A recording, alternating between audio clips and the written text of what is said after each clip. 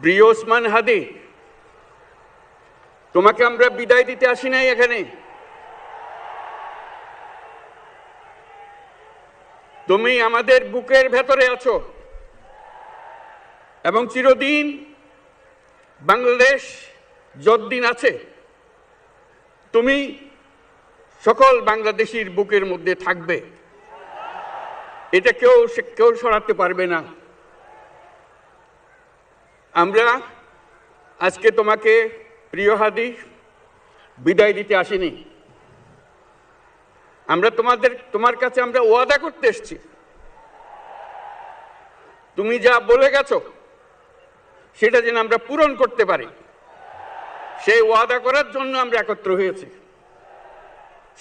সেই ওয়াদা শুধু আমরা নয়, পুরুষানুক্রমে বাংলাদেশের সব মানুষ পূরণ করবে। সেই ওয়াদা করার জন্যই আমরা তোমার কাছে আজকে এসেছি, সবাই মিলে যে যেখানে আছি।